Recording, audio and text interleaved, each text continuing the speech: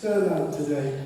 You have just shown up for my dad, and it makes us so happy, and we are feeling so strong as a result of your presence here today. So thank you, everyone who's made it. And thank you, ministers, particularly, because there's some of you who said you weren't going to be able to be here, but you made it. Thank you for that. First of all, I'd like to start with the eulogy, and if I may, if time permits, just give one little story in tribute to my father. This is his eulogy. He was born Tidal Lynch on the 29th of January 1930 in a small village known as Catabo in St. Elizabeth, Jamaica. And he was born to Miss Alberta Bennett and also to Joseph Lynch. He had three older siblings: Ivan Brown, Harbert, who's also known as Herbie Lynch, and Mary Lynch. Sadly, both Mary and Ivan are no longer with us, and may they rest in peace. However, Uncle Herbie still lives in Santa Cruz in St. Elizabeth, and he's doing well. So, he's unfortunately not able to be here today, but Mark saw him last week, and he's all right, he's doing well, and I'm sure he sends his condolences. Tidal's parents both passed away by the time Tidal was 18 years old. So a decision was made that he and Uncle Herbie would move from this little parish called Catabo all the way over to the parish of St. Thomas, which is on the other side of the island. That's where Uncle Obadiah, his Uncle Obadiah, used to live there. And Uncle Herbie and my father worked there, and they eventually rented a small room so they were able to start looking after themselves as young men. And then eventually in the early 1950s, Uncle Obadiah moved to England via Cuba. And it meant that they had a decision to make. Do they stay there in Jamaica, or do they maybe follow their uncle over to the UK? Not only that, my father received two invitations, not one. He received an invitation from Uncle Ivan Brown, who was already over here, and he also received an invitation to come to England from a man called John. We didn't know who he was. He was just a man that he met in St. Thomas, and he chose to come to John. Now, the interesting thing is John lived in Stroud, Gloucester, which is miles away from anywhere. And he had an engineering job over in Stroud, and in a place called Daniels, and he became a steel worker. Dad moved to the UK in 1953, and he rented a small accommodation in Stroud, as I said. He eventually wanted to settle down, and so he wrote a letter to a woman he knew from his previous district, asking that lady if he could have the hand of her daughter in marriage. That daughter was this lady, Pauline Lynch, who's my mother. And I'm sure she's here, and you would just give her a little ripple of applause because she's been married.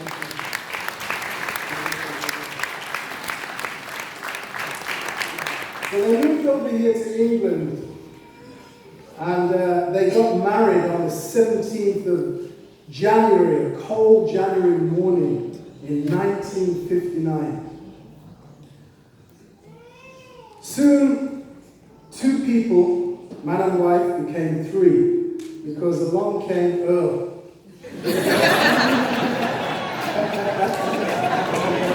Their firstborn. And the one thing that you'll hear about me as a baby, I was the biggest crybaby on the planet. I could cry and cry and cry. And it was so bad that we got kicked out of the house in Stroud. So we had to go move in with our uncle in Gloucester. That time, Uncle Herbie and Auntie Chris, they were newly married, and they had their new house in Gloucester. And we got kicked out of the house. And we got an invitation from Uncle Ivan, who was by this time living in Wolverhampton.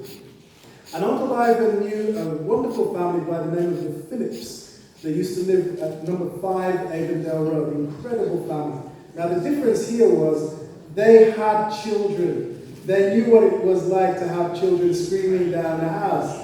And it was like an automatic family for me and mom and dad. I had automatic brothers, and Barbara was one of the children, and she became my de facto sister. It was wonderful. And we lived there for a period of 7 months before Dad and Mom found another house, which was just down the road at number 29.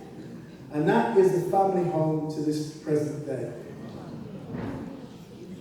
In that first house, Mark, Paul, and Sharon were all born there. Yvonne was the only one who was born in the hospital. So the family continued to grow. In terms of Dad's working life, he spent much of his life working in the steel industry. As I said earlier, he used to work for Daniels. Daniels had a company, there was a sister company to them here in Wolverhampton, and that was GKN. He worked with GKN, he also worked with Bayliss and Jones. He also worked with Bilston Steelworks, TI Weldless, which also later became Tata Steel. Now, the interesting thing is, as Dad started to work in these companies, something interesting happened. His name is Tydell Lynch. That's what he's registered as. If you look on his birth certificate, it says Tydell Lynch. Now, for some strange reason, many of his work colleagues couldn't say the name Tydell Lynch. They found it difficult. So they decided to choose a different name for him.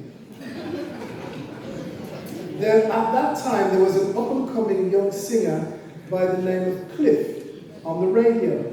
And he was getting some great success. And Cliff Richard was just soaring through the charts. So they decided that my father, Tydell, should be called Clifford Lynch. And that's how he got the name Clifford. It's not his original name. His original name, Tydell, is of Cuban origin. But that's how we come about by Cliff. So don't be surprised when you see the name now. You've heard already some notable characteristics about my father. His favorite pastime was watching horse racing, watching boxing matches, and whenever he was watching, he was always moving and bumping. And whenever the greatest, Muhammad Ali, came on, he would literally be the commentator for the room. He would literally shout and scream at the TV. It was incredible to watch. And he allowed us to stay up when the fights were televised late into the mornings in the olden days. You've heard already that he loved socializing. He loved playing games like dominoes. But his favorite game that he used to love watching and playing was cricket. Lovely cricket. Sometimes travelling to Edgbaston, to Lords, to go and watch his beloved West Indies. He even played cricket for a little while. And as you heard from my brother Paul, we were over in the West Park on one occasion. And somebody bowled a ball which bounced and hit him right in the ear. And his ear began to bleed. And we were all worried for him, very, very worried. So West Park is right next door to the Women's Hospital. So we rushed him across to the Women's Hospital for treatment. So that was a bit funny, but he was all right. Might have knocked a little sense into him. For those of you who know Cliff, he had an impeccable dress sense. He knew how to dress in style, always donning a smart suit, a smart shirt, tie, and he would often wear a waistcoat. In fact, today, many of the lads are wearing an old dad tie. These are ties which belong to my father in tribute to him. So Julian, Mark, Paul, me, Connor, Brownie, a lot of us are wearing old school ties. And I hope some of you have got your old ties on to just represent what Dad would have done. He was a fair man, he was a reasonable man. And I could tell you a story about the TV, just to show you how fair he really was. Would you allow me to do that? It may just take a few more minutes, but please bear with me. In the 70s, we were often at home in the evening because Mum was working, Dad was at work as well. And I was like, the main person who used to look after the kids. But our entertainer in the house was a rediffusion television. If you remember rediffusion, say aye. Right, this rediffusion TV was the state-of-the-art TV. It was a push-button, channel-changing TV. And this TV lived on the top of the sewing cabinet, a Singer sewing cabinet. And the TV was on the top. And what we as kids would do is we would be entertained by the TV every evening until Mom came home at about 9 o'clock. So, it's 7:25, Thursday evening. On BBC One, Top of the Pops. On ITV, The Saint, starring Roger Moore. My brother Paul wants to watch The Saint. Mark wants to watch Top of the Pops. Let the battle begin. So, like I said, this was a state-of-the-art TV perched on top of a Singer sewing cabinet. Mark pushed the TV, now it's changing to BBC One. It made a noise, it went, and it stopped. Then the BBC would show. So now we're watching Top of the Pops.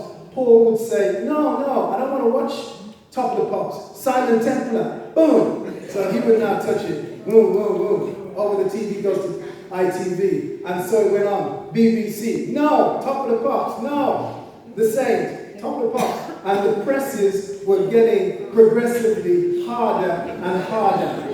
You can see it warming up, right? The TV is starting to rock. And Mark was the last one to touch the television. Boom! Over it goes to BBC One and the TV in slow motion topples over and crashes to the floor. There is one almighty bang. Blue smoke filled the air, and a fizzing of electricity was the only sound you could hear for a few moments, followed by a deathly silence. The silence was broken by the three of us going,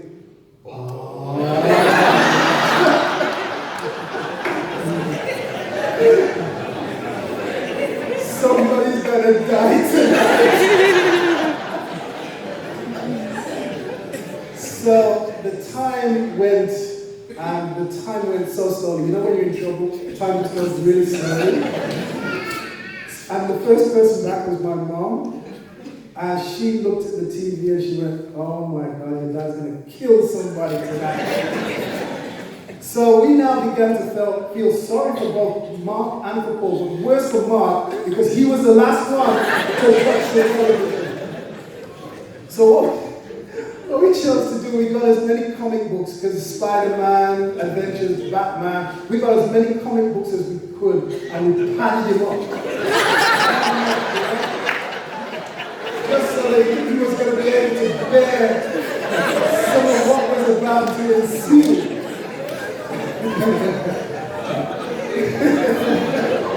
And Paul, he went and got some extra jumpers and extra trousers, just in case he was in the firing line as well. So the time between 9 o'clock and 10, when Dad would come back from work, just seemed to go so very slowly. But eventually, the silence was broken by the key in the door. Oh, Mark, he's coming. My mom went downstairs to talk to him, and eventually he surfaced and he came into the room. He had this fierce look on his face as he looked at the television, broken and still fizzing, and smelling the smoke in the room. And he looked at Paul, he looked at Mark, and he looked at me. And I kept a nice distance. And he said, Dad, are you going to beat him? And he said, no, son. I know you are. And he said, no, because it's not going to bring the television back. It was on that day that I realized that my dad wasn't just an angry black Caribbean man. He was actually quite articulate and sensible. It was that day that I found that he was reasonable, that he was rational, that he understood the human condition. He understood that this was a material box with some wires and glass within it, and that it could be replaced. And he was grateful that it didn't end up with the TV falling on one of his children. We then, after that date, instead of having a Rediffusion beautiful state-of-the-art technology TV that we had push-button channel, we had a rented TV that you put little 5p coins in. But hey, we managed. As I push forward with that story, sadly, Mom, Pauline, and Cliff divorced in 1984. However, after a few years, he met this incredible lady by the name of Lena Hutchinson. Wonderful lady who taken care of Dad both in life and in health, and also in loss and in his weakness.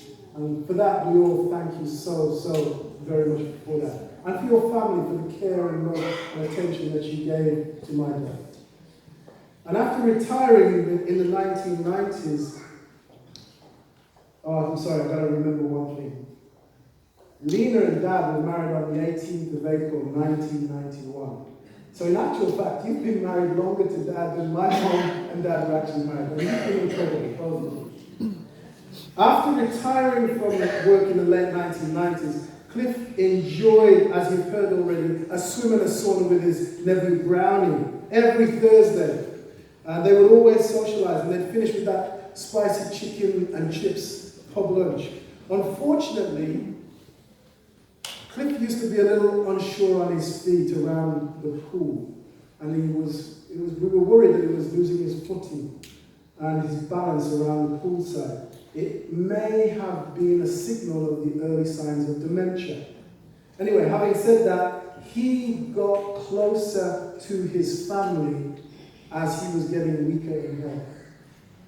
We would find any excuse to celebrate a birthday, a christening, any Christmas events, Mother's Day, Father's Day. We would go out. Sometimes we didn't even need an excuse. Just go, pick Dad up, and we'd be out for dinner.